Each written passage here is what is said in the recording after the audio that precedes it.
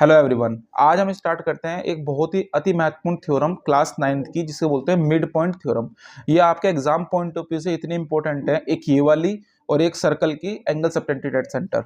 इन दोनों में से पक्का नक्की ये पेपर में आपको थ्योरम जरूर आएगी। ये तो ऑप्शंस में आएगी, अलग अलग क्वेश्चन में आएगा। आपका लक अच्छा है तो दोनों आ जाएंगे, और लक थोड़ा वैसा है ऑप्शन में आएगा, आपको एक करनी पड़ेगी। ठीक है, तो आप जैसे कि स्क्रीन पर देख सकते हैं, मैंने एक मल्टी कलर यूज करके एक स्लाइड बनाई है, थोड़ा सा बच्चों का अट्रैक्ट लगे। यहाँ पे मैंने जो लिखा है, जो स्टेटमेंट मैंने ग्रीन पेन से, और जो मैंने स्टेटमेंट उसके बाद जो फिगर बनाई है वो मेरी ब्लैक से है, और नाम मैंने ए से लिखा है ताकि बच्चे अट्रैक्ट हो। ठीक है, सबसे पहले मैं इसको स्टेटमेंट को पढ़ूंगा वो क्या है। देखो, मैं पेन ले लेता हूँ पहले। ठीक है, और यहाँ पे मैं कलर चेंज कर लेता हूँ, ये पे ब्लैक। ठीक है, the line segment joining the mid points of two sides. देखो, ए और बी, ए बी और ए सी, ये दो लाइन है, इसके दो मिड पॉइंट है, एक तो ई और एक एफ। अब इनको मिलाने वाली line, line segment joining of two, line segment joining of two mid points, दो मिड पॉइंट्स इनको मिलाने वाली जो लाइन है ई एफ, जो ये लाइन बनी है आपकी, ये वाली लाइन ना इस लाइन के पैरेलल आनी चाहिए, बीसी के। ये लाइन इस लाइन के पैरेलल आनी चाहिए। ठीक है, पैरेलल आनी चाहिए। ठीक है, समझ में आ गया। तो बेसिकली यहाँ पे पैरेलल होनी चाहिए और हाफ ऑफ इट होनी चाहिए। क्या होनी चाहिए? आधी। क्या होनी चाहिए? आधी। सबसे पहले इसमें हम गिवन में लिखेंगे। पहले मैं इसको सबको हटा दूं जो मैंने लिखा है एक्स्ट्रा। ठीक है, सबसे पहले गिवन के लिए लिखेंगे। देखिए, ध्यान से देखिए, गिवन आ रहा है आकाश? फोटो आ रहा है उसमें? बंद कर दो। नहीं आ रहा? आ रहा है। ठीक है, रहते। गिवन सबसे पहले ट्रायंगल ए बी सी, ये ट्रायंगल ए बी सी, ध्यान समझो, पैनिक मत हो इसको। और इसमें जो दो पॉइंट है ई और एफ, देखो ये वाला पॉइंट और ये वाला पॉइंट, ये इन दोनों साइड का मिड पॉइंट है। मिड पॉइंट का मतलब क्या होता है? एक लाइन है, उसका मिड पॉइंट का तो मतलब ये लाइन आधी आधी हो जाएगी। मतलब ये पूरी 10 थी, ए बी सी, सी अगर मिड पॉइंट है, अगर ये पूरी 10 थी, कितनी थी? 10 थी, तो ये कितनी हो जाएगी? 5 हो जाएगी, और ये 5 हो जाएगी। ठीक है, समझ में आ रहा है? तो अगर ए बी पूरी 50 है और ई इसका मिड पॉइंट है, तो ए ई 25 हो जाएगी और ये भी ई बी भी 25 हो जाएगी। ठीक है, ये मतलब होता है मिड पॉइंट का। ठीक है, तो इसके अंदर ई और एफ क्या है? E and F R mid point. Mid point है किसके? ए बी एंड ए सी के। ठीक है, वो लिखना चाहो तो आप लिख लो, मैं बता रहा हूँ। ई एंड एफ क्या है? मिड पॉइंट है। ई और किसके? ए बी और ए सी के मिड पॉइंट है। हमें निकालना क्या है? वो जो मेन है क्वेश्चन के अंदर जो स्टेटमेंट लिखी है वो देखते हैं। टू प्रूफ, हमें जो करना है, हमको जो प्रूफ करना है वो ये करना है बेसिकली, जो आपकी जो ई एफ लाइन है, ई एफ, वो पैरेलल दिखानी है बी सी के। और दूसरा पार्ट ई एफ लिखा ना, हाफ ऑफ इट उसके थर्ड साइड के पैरेलल होती है और हाफ होती है। ई एफ आधी दिखानी है बीसी की। ठीक है, समझ में आ गया आपको? अब मैं दूसरे पेन से स्टार्ट करता हूँ क्वेश्चन करना। सबसे पहले हम यहाँ पे क्या करेंगे? कंस्ट्रक्शन। क्या करेंगे? कंस्ट्रक्शन। कंस्ट्रक्शन माने क्या? देखो, आप जो डॉटेड देख रहे हो, इसका मतलब मैंने ई एफ को बढ़ाया है कहाँ तक? डी तक। कहाँ तक? डी तक। और जो सी डी है वो बी के पैरेलल करी है। ठीक है, तो क्या लिखेंगे? Extent E F. Extent, extent माने क्या होता है? बढ़ाना। Extent E F, E F two D, मतलब ई एफ जो लाइन है आपकी ये वाली, इसको मैंने डी तक बढ़ाया। ठीक है, और उसके बाद जो सी डी है वो पैरेलल है किसके? सी डी पैरेलल है सी डी के। तो C D and C D parallel to B. ठीक है, C D parallel to B. समझ में आ रहा है आपको? यहाँ देखिए दोबारा। अब सबसे पहले हम क्या काम करेंगे? इस वाले ट्रायंगल को, ये जो मैं आपको शेड करके दिखा रहा हूँ, ये वाला ट्रायंगल, इस वाले ट्रायंगल से कॉन्फ्रेंस करेंगे। क्या करेंगे? कॉन्फ्रेंस। लिखो मत। ठीक है, देखो यहां पे हम लिखेंगे proof, P R double O F. ये प्रूफ होता है और ये टू प्रूफ होता है। ये मतलब हमें ये प्रूफ करना है, इतना निकालना है। ई एफ पहले टू बी सी दिखाना है और ई एफ आधी दिखानी है बी सी के। ठीक है, सबसे पहले हम ले लेंगे इन ट्रायंगल ए ई एफ। कौन सा? ए ई एफ या ए एफ ई, कुछ बोल सकते हो। In triangle A F E and triangle C D F, ये वाला triangle, triangle C D F, triangle C F D. ठीक है, ओके। बेसिकली हमने ये ट्रायंगल, दोबारा देता हूँ मैं आपको, ये वाला ट्रायंगल और उस ट्रायंगल को हमें कॉन्फ्रेंस करना है। ठीक है, देखो मैं लिखने से पहले बताता हूँ कैसे कर सकते हैं। देखो, ये जो एफ क्या मिड पॉइंट है इस लाइन का, तो इसका मतलब ये वाली लाइन, ये वाली लाइन बराबर है, मतलब इस ट्रायंगल की ये वाली साइड ए एफ और इस ट्रायंगल की एफ सी बराबर हो जाएंगी। और देखो ये वाला एंगल और ये वाला एंगल बराबर हो जाएंगे किस रीजन से? वर्टिकल अपोजिट एंगल की वजह से। और ये वाला एंगल और ये वाला एंगल बराबर हो जाएगा किस रीजन से? Alternate interior angles. देखो बताया था ना, जब दो लाइन पैरेलल होती हैं, जब दो लाइन पैरेलल होती हैं तो उसके यहाँ पे और जो यहाँ पे एंगल बनता है उसको बोलते हैं अल्टरनेट इंटीरियर एंगल्स। ठीक है, तो मैं क्या काम सबसे पहले लिख लेता हूँ। ठीक है, तो मैं यहाँ पे लिख लेता हूँ एंगल 1, ताकि तुम बार बार लिखने की जरूरत ना पड़े। एंगल 1, एंगल 2, एंगल 3 और एंगल 4। ठीक है, दोबारा बताता हूं। सबसे पहले क्या करेंगे, एंगल 3 बराबर एंगल 4, मतलब इस ट्रायंगल का एईएफ में एंगल 3 बराबर है एंगल 4 के। किस रीजन से बच्चों, अल्टरनेट इंटीरियर एंगल। ठीक है, पहला स्टेप। दूसरा स्टेप क्या है, एंगल 1 बराबर एंगल 2, किस रीजन से, वर्टिकल अपोजिट एंगल। हिंदी में अगर बताता हूं, इस वाले को बोलेंगे एकांतर अंत्यकोण, उसको बोलते हैं शीर्षा भूमिक कोण। ठीक है, समझ में आ रहा है। अब देखो, इस वाले ट्रायंगल में AF और इस ट्रायंगल में FC बराबर है। ठीक है, तो इसकी AF और इसकी CF बराबर। क्यों बच्चों, बिकॉज, राइटिंग समझ में आ रही है, because F is mid point. किसका मिड पॉइंट है, AC का। मैं पूरा लिखना, ठीक है, समझ में आ गया होगा आपको। ठीक है, अब हमारे जो दो ट्रायंगल हैं ये वाले जो हमने लिए थे वो हमारे कॉन्ग्रेंस हो चुके।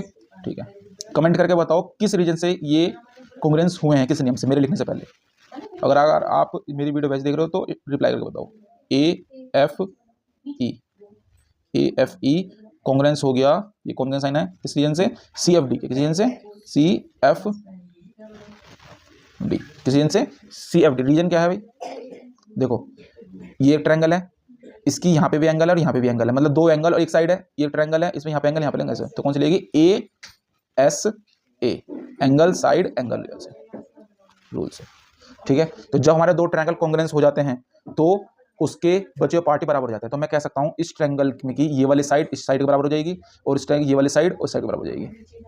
ठीक है, तो मैं यहां कह सकता हूं, क्या कह सकता हूं, AE बराबर CD, AE बराबर CD और इसका EF बराबर FD। क्यों, देखो भाई ये वाली साइड इसके बराबर हो गई, ये तो ऑलरेडी थी इसके बराबर। ठीक है, ये वाली इसके बराबर हो गई और ये वाली इसके बराबर हो जाएगी। EF बराबर FD, EF बराबर FD। किस रीजन से, CPCT रीजन से। ठीक है, समझ में आ गया। इसको आप एक बार कोई क्वेश्चन 1 नहीं मान सकते हो, क्यों, क्या रीजन है। अब ये हमारे इस क्वेश्चन का पहला पार्ट है जो आपको ध्यान रखना है। मैं रिपीट कर रहा हूँ, वीडियो थोड़ी बड़ी बनेगी, डोंट वरी, लेकिन समझाना चाह रहा हूँ दोबारा से। मैंने क्या करा अब तक का, देखो मैंने दो ट्रायंगल लिए हैं, AFE और CFD, ये दो ट्रायंगल लिए हमको। इस ट्रायंगल के अंदर एंगल 1, इसका एंगल 2 किस रीजन से बराबर है, एंगल 1 और 2 वर्टिकल अपोजिट एंगल। इसका एंगल 3, इसका एंगल 4 किस रीजन से, अल्टरनेट इंटीरियर एंगल्स। ठीक है, और ये वाली साइड, ये वाली AF और FC क्यों बराबर है, क्योंकि F क्या मिड पॉइंट है पूरी साइड का। ठीक है, तो इन तीन बातों से मेरे दो ट्रायंगल क्या हो गए, कॉन्ग्रेंस होंगे, ASA रूल से हो गए। उसके बाद मैंने इस ये वाली EF FD के बराबर कर दी और AE CD के बराबर कर दी। किस रीजन से कर दी, मैंने CPCT से कर दी। ये मेरा पहला पार्ट कंप्लीट हुआ अभी तक का। ठीक है, अब मैं पेन चेंज करता हूँ, दूसरा पार्ट करूंगा। ये ले लेता हूँ मैं, यहाँ पे रेड पार्ट ले लेता हूँ। ठीक है, अब मैंने क्या ले लिया, रेड पेन ले लिया। अब आप जानते हो, क्या जानते हो, कि जो E है ना वो मिड पॉइंट है किसका, AB का। जैसे F मिड पॉइंट था AC का, ऐसे E मिड पॉइंट है AB का। तो मैं लिख सकता हूँ AE बराबर BE लिख सकता हूँ। अब देखो दूसरा पार्ट यहाँ से स्टार्ट हुआ है, AE बराबर BE बराबर, सॉरी मैं इसको थोड़ा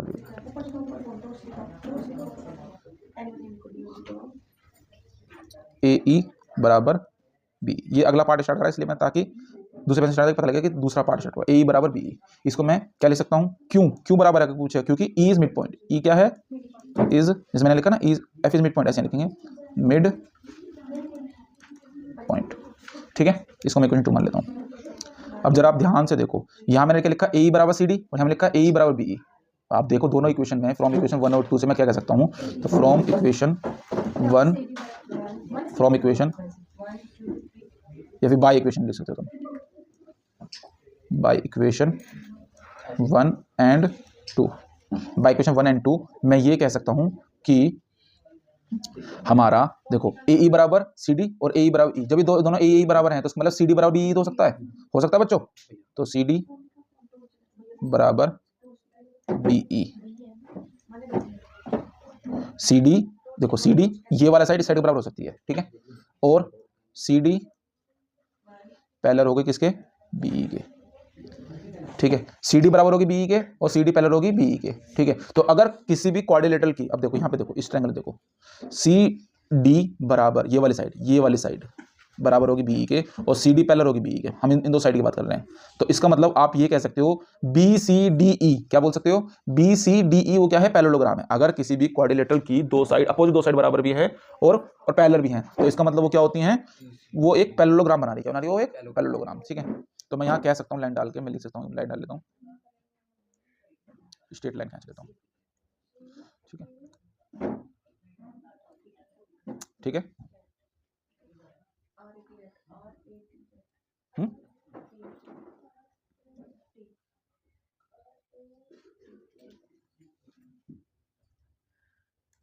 ठीक है। तो यहां पे कह सकता हूं, मैं इसको रीजन लिखता हूं,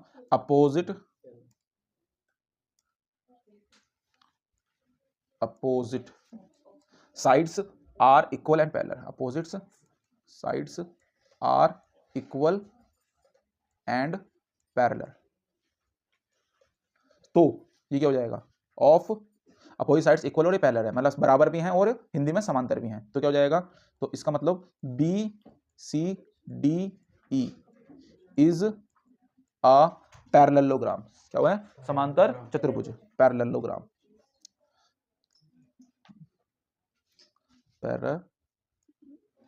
पैरेललोग्राम।